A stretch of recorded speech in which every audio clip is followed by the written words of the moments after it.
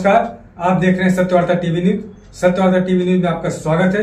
आइए नजर डालते हैं आज के मुख्य समाचारों पर। बदलापुर, उरण, अकोला और बेलापुर में हुई घटना को लेकर अंजूर फाटा स्थित युवा कार्यकर्ता और महिलाएं उतरे रास्ते पर।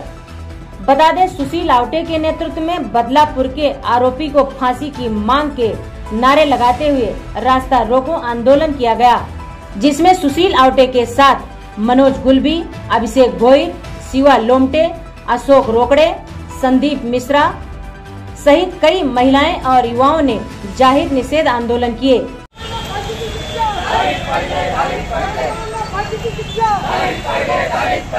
बलात्काराची एकच शिक्षा, बलात्काराची एकच शिक्षा,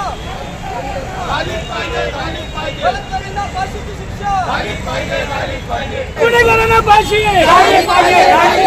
आज संपूर्ण भारतामध्ये, महाराष्ट्रातच नाही तर संपूर्ण भारतामध्ये अशी परिस्थिती आहे की महिला किंवा मुली सुरक्षित नाहीयेत आणि त्याच्यामुळे सर्वसामान्य जनतेला, लोकांना, नागरिकांना रस्त्यावर उतरावं लागत आहे। आमचा महाराष्ट्र पोलीस, मुंबई पोलीस आणि खास करून भिवंडी पोलिसांवर पूर्ण विश्वास आहे। त्यांनी आमच्या माहितीप्रमाणे आरोपींना अटक सुद्धा केलेली आहे, परंतु पोलीस यंत्रणा आणि सरकारचा धाक या अशा वाईट प्रवृत्तींवर व्हावा यासाठी आम्ही रस्त्यावरती उतरले नाही की आमचा अविश्वास आहे पोलीस यंत्रणा, असं बिलकुल नाहीये। त्यांनी त्यांचं काम चोख बनवलेलं आहे, परंतु पोलीस यंत्रणेला आणि शासकीय यंत्रणेला माझी हात जोडून विनंती आहे की जे नागरिकांसाठी असे लोक रस्त्यावर उतरतात, कुठेतरी आपण सुद्धा त्यांच्या बाबतीत त्यांच्यावर गुन्हे न नोंदवता ते लोकांसाठी उतरत आहेत याची भावना आपण मनात ठेवावी। आणि पोलिसांचा परत एकदा सांगतो, पूर्ण विश्वास आहे अशा लोकांना वेळीच जागीच लवकरात लवकर शिक्षा झाली पाहिजे, त्यांना ठेचून काढलं पाहिजे अशी मागणी आम्ही करत आहोत भिवंडीकरांच्या तर्फे। फाशी द्या, फाशी द्या, फाशी द्या, फाशी द्या, फाशी द्या। आणि जी लोक काल याच्यामध्ये उतरले होते आंदोलनामध्ये, त्यांच्यावर सरकारने ज्या केसेस केल्यात त्या त्वरित मागे घ्या आणि त्या मागे घ्याव्यात, म्हणून आज आम्ही रस्त्यावर उतरलेलो आहोत। त्या अन्याय पीडित विद्यार्थिनीला, बाल विद्यार्थ्यांना न्याय मिळावा यासाठी आम्ही सर्वसामान्य जनता रस्त्यावर उतरलेले आहोत। जाहीर निषेध उरणमध्ये जी घटना झाली, आमच्या एका बहिणीला त्या ठिकाणी तिच्याशी बलात्कार करून तिची हत्या करण्यात आली।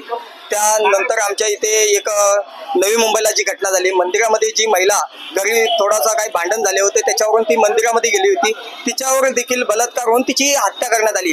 या ठिकाणी मंदिरामधले महाराज देखील चांगले नाहीयेत, या ठिकाणी मंदिरात देखील आमच्या आया बहिणी सुरक्षित नाहीयेत, या ठिकाणी आमची 4 वर्षाची चिमुरडी, जिला 4 वर्ष देखील पूर्ण झालेली नाहीयेत, अशी चिमुरडी देखील आमची, तिच्यावर अत्याचार होतो।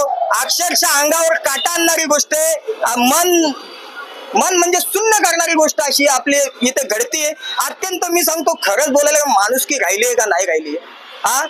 जर हे माणुसकी लोकांमध्ये असती तर अशा प्रकारचं कृत्य मला वाटतं केलं नसतं। आणि अशा नराधमांना, जे नीच प्रवृत्तीचे लोक आहेत, त्यांना सरकारने जागी ठेचलं पाहिजे। असा कायदा आणला पाहिजे की जर गुन्हा सिद्ध झाला 2 ते 3 दिवसात त्याला फासावर भर चौकात चौरंग, जसं छत्रपती शिवाजी महाराजांच्या याच्यात न्याय व्हायचा चौरंग, जसं धर्मवीर आनंद डिगे साहेब न्याय करायचे जागीच, तसा न्याय या प्रशासनाने करायला हवा।